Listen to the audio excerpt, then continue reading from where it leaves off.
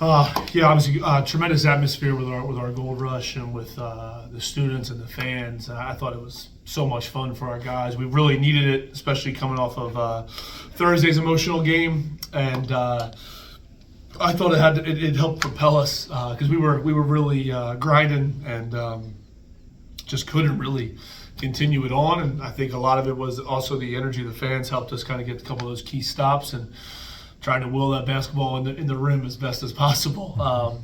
And again, I mean, I've known Coach Gallagher for I think he's known me since I was like 14 years old, recruited me way back in the day. And, what they do is really try to keep you on your heels a little bit. And, I thought we did just an okay job of attacking offensively. And I think it was a credit to them and how they were coming after us a little bit. And really good adjustments on our personnel and how they did things. But, it's great to get a win, another home win, and get ourselves above 500 here and, get ourselves together for obviously another home game on Friday. Coach, what can you say about Cozy's progression this season? Yeah, I just think it's, all this stuff is there are no like absolutes. It's not like I talked to him a good amount about this isn't a sports movie. You know what I mean? It's a struggle. It's a grind to be really good at basketball, especially his player type.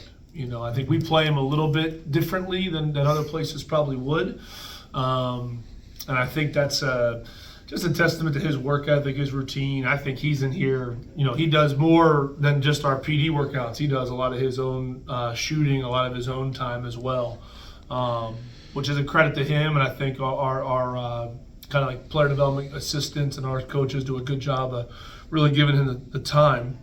And I think it's just like never ending. We'll talk about that a lot with him is like, it's not like, oh, this is just, you're going to be a 23-5 guy now, On Friday, it could be 8, 6, and 5. You know what I mean? It could be another 20 ball. You don't know. So my thing is like, how does he continue to read the game, understand it, and go from there? With it being such a low efficiency game on both sides, really, do you think it was the defense that kept you afloat? I mean, I think it kind of goes into the whole vibe of what we're doing, but 12 turnovers probably a little too much. You know what I mean? And that's where we put a lot of pressure on our defense there. But when our half-court defense got to where it needed to be, I felt that really propelled us for sure, especially in a game where we were just really off rhythm, off consistency with our spacing. So I think, definitely on that side of the ball helped. Dan, there was certainly a close game most of the way through. Was there any one moment towards the end where you felt like you guys really had it? But I thought the Cozy offensive rebound, honestly, the offensive rebound on the free throw was really crucial for us. And I think that was big for him, and honestly, even CJ in the middle of the zone with that floater just kind of broke a little spell for us. Weren't getting many good looks at that point of the game, and I thought that really helped us just be able to continue that climb and that grind and end up with the win.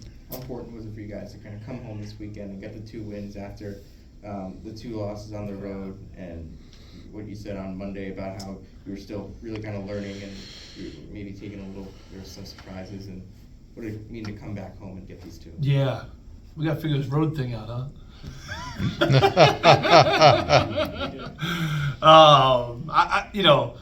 Really important to come home and protect home court.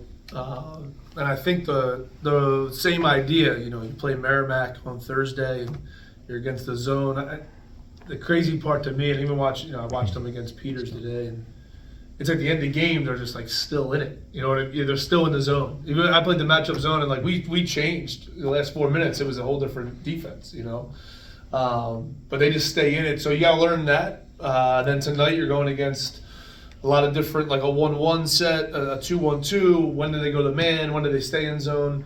So it's the same thing. I mean, I think at home it's obviously great to have the crowd behind us, but I think we learned a lot. Tonight was a grind and probably a game, on the road that's going to be a 50-50 game. So we got to do a good job of continuing to improve in that area. And we talked about after the game, even kind of mindless to not be matched up after a made free throw and then foul the 3-point shooter while you're up 10. Our guys, same deal.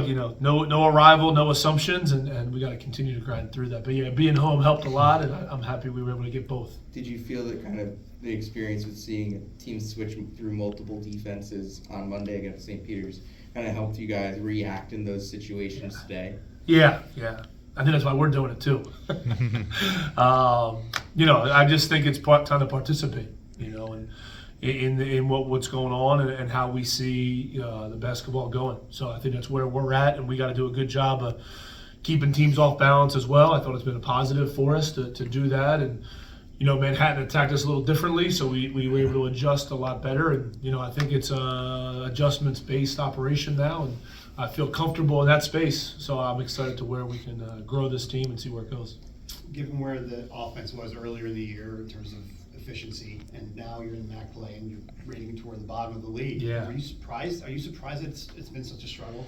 I think it's just honestly, the 2-point percentage is what really sticks out to me.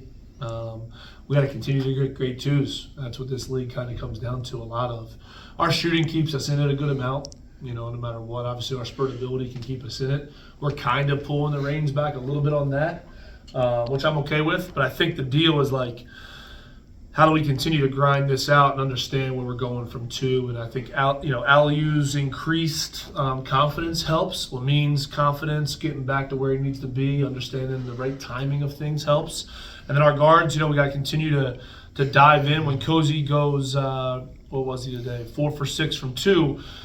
That's big for us. That's a big positive for where we're going.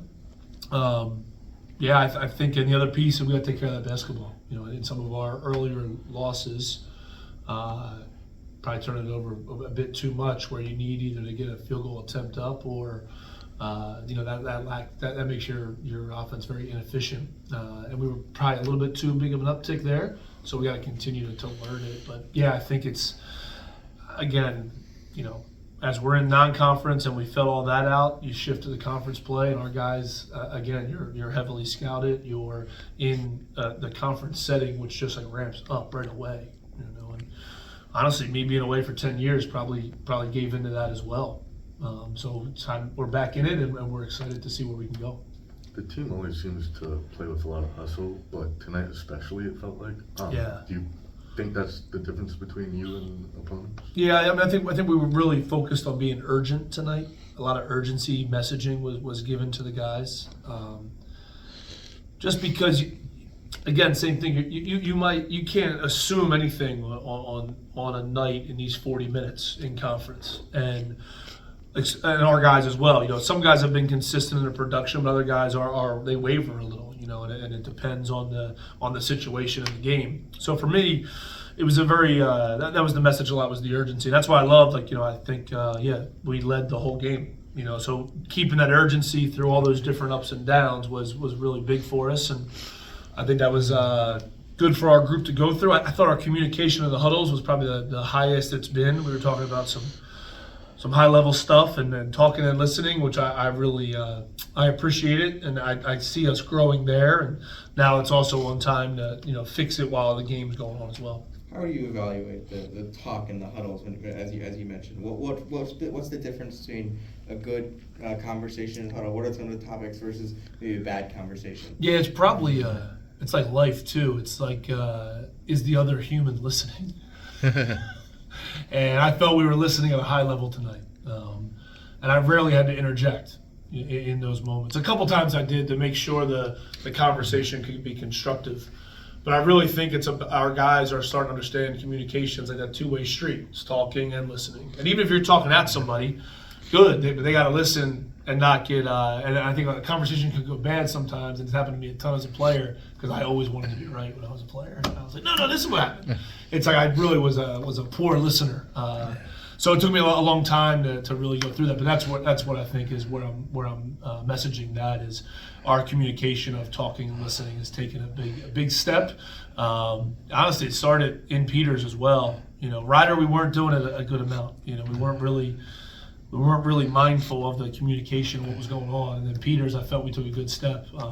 And they felt the Peters second half conversations felt like the Marist end of game conversation, and it was like, oh wow, it's right in front of us, and we got to continue to build with these guys. Do you feel like it kind of flows with the way you guys are playing, the conversations, the quality of the conversations when you guys are playing well versus when you guys aren't playing well? Yeah, I think when we're playing well, it's more like get mindful, continue to be in this present mindset. When we're playing bad, a lot of our guys haven't gone through this. They want some answers. They want some answers from their teammates too. And that's a big piece of where that's why I love how we put this group together. They're all like, it was the human being business is big here.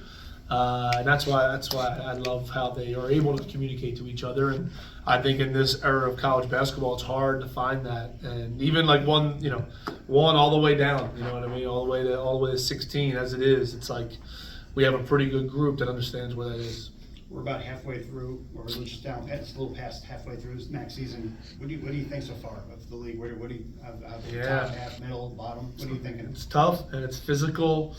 It's a night in, night out thing. There's what I always say, Bayer, rest is for the weary in this league. You know what I mean? You gotta put your shoes back on and get back out there. And that's something we're learning and feeling. And I think that's probably my biggest reflection on it is, if you lose on a weekend or you lose or you win, it's a long time for the next game sometimes.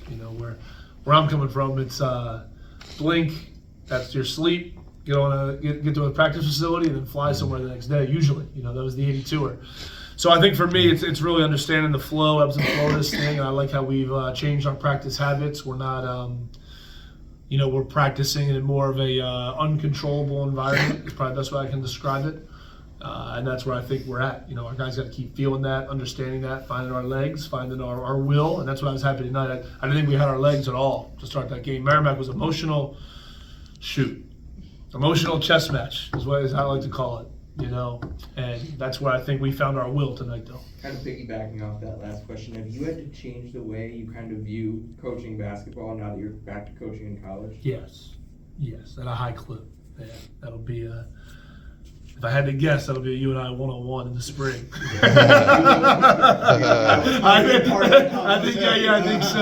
I think so. I'm very mindful, as you guys know. So yeah, yes, indeed. I think. Humpty and Magpio have had some laughs at that expense for sure. What is it saying? You're in it. You're back in it. You're back in, and that's why I call it the muddy waters. It's money, man. This ain't. The college hoops it's great. It's different though. I had to, when you're all pristine and shiny in the NBA. You know what I mean? It's and you can have process things that we talked about a lot, but I've had to continue my process mindset, but understand the ramifications of what we're after, and especially with this team in particular. And that's why I think we got to the singular mindset a lot better.